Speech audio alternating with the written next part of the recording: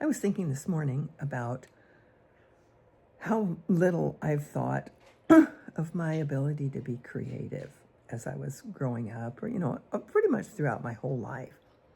And then I was sitting there drying my hair, and I looked around my studio and I thought, wait a minute, how can you even consider thinking that you're not creative at all?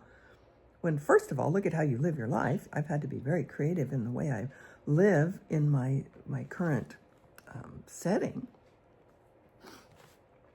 But I started looking around on the walls just in my studio alone of all the things that I've painted and created, like with mosaics and felt, cross stitch. I've done all kinds of things for years. And so I decided I'm going to I went around and took pictures of all the stuff that's all over my house, that's all hanging on my walls. And mind you, there's a lot of it you can't see because it's stacked in different places.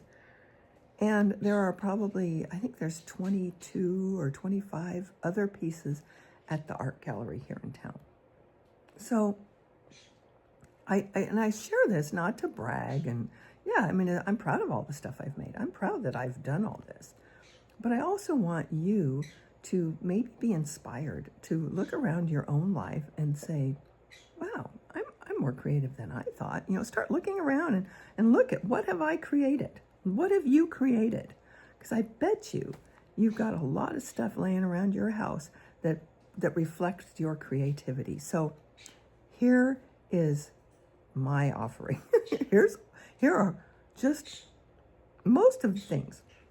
Mind you, I also write. I have a lot of things I've written, and I also play music, and I've written a lot of songs that are just for me, not songs I would share with anybody else. But anyway, have a look. Okay, I thought I would just talk a little bit about some of this. This is a mosaic, obviously I did. These are some paintings. I got into quilting, dabbled with it, so this is a small quilt I just did to play around with. Same with this one. This is, the one on the left is made up of paint swatches that I had. These are just some paintings I'm not even sure I'm done with. And this is just showing you the amount of paintings that are stacked on the floor behind where I work. Half done, not really sure what I'm going to do with them. That's a mandolin I started covering, and those, there are a bunch of paintings in between or behind all of those. This was something I got inspired to do with felt. Just random stuff.